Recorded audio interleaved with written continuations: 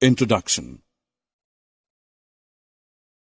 After heavy rain, the potholes were filled with muddy water.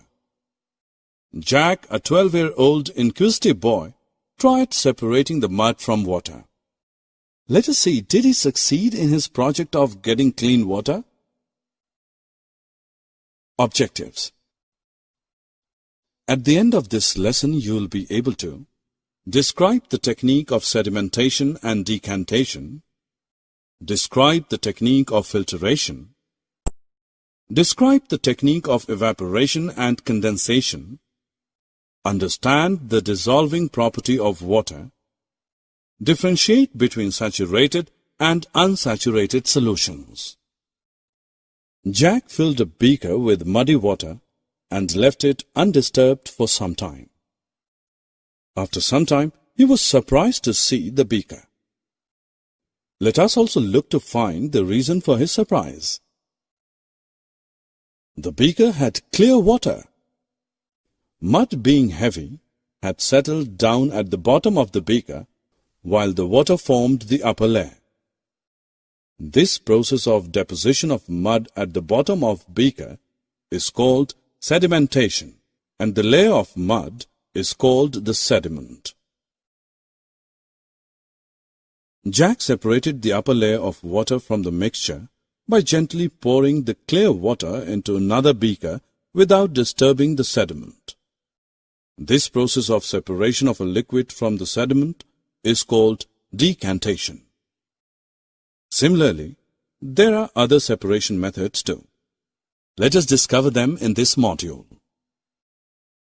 Children, after preparing tea, this tea stall owner pours the mixture into the tea strainer. The tea passes through the holes of tea strainer, leaving behind the tea leaves in it. This process of separation is known as filtration. Filtration, however, cannot remove the solid substances dissolved in a liquid. Sometimes fine particles of the solid component pass through the strainer that is used as the medium for filtration. In such a situation, filter paper is used.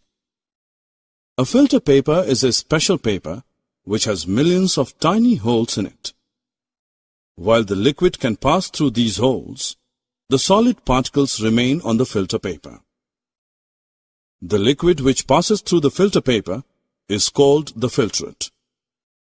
The solid particles that are left behind the filter paper are called the residue. Let us do a workout. If you are given a mixture containing water, sand, and salt, how will you separate the three components from one another? You will leave the mixture undisturbed for a while to separate sand. Sand, which is heavy and insoluble in water, settles down at the bottom of container. The mixture is then separated by decantation to get sand. Now, as salt, being soluble, is completely dissolved in water.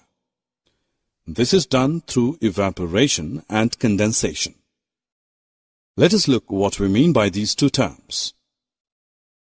When we have a mixture of salt in water to separate, we take the solution in a kettle and cover it with a lid. Now gently heat the kettle for some time. Heating transforms water into vapor that escapes from the spout of kettle. Continue heating till all the water gets converted into vapor and only salt is left behind in the kettle. Thus, salt dissolved in water can be separated from the water through this process. This process of conversion of water into vapor by heating is called evaporation. In order to obtain the water while heating the salt water, hold a plate containing ice just above the spout of the kettle. When the steam escaping through the spout comes in contact with the plate containing ice, it condenses and forms water. This process gives us back the water.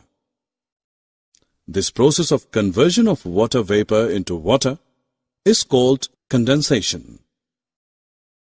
Water is a universal solvent.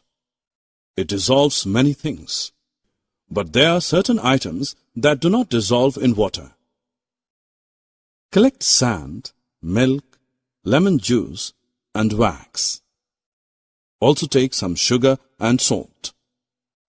Try to dissolve these materials in water separately. Make a table of your observations. Compare your observation table with the table shown on screen. Let us now do another workout. Take a beaker and dissolve some amount of salt in it. Go on adding salt to the solution. As long as the salt is dissolved in water, the solution is an unsaturated solution. But a stage will soon come when you will not be able to dissolve more salt in the solution. At this stage, the solution becomes saturated. Thus, a solution is said to be saturated if it cannot dissolve any more quantity of the given substance in it. Add a small quantity of salt to a saturated solution and heat it. What happens to the undissolved salt at the bottom of the beaker? Yes, it starts dissolving in the solution. Let this hot solution cool. Does the salt reappear to settle at the bottom of the beaker again? Yes, it does.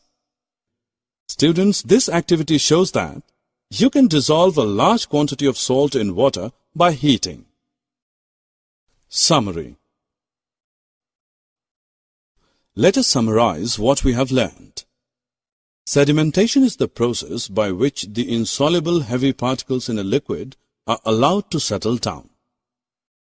Decantation is the process by which a clear liquid obtained after sedimentation is transferred into another container without disturbing the settled particles. Filtration is the process of separating an insoluble solid component of a mixture from its liquid component by passing the mixture through a filter.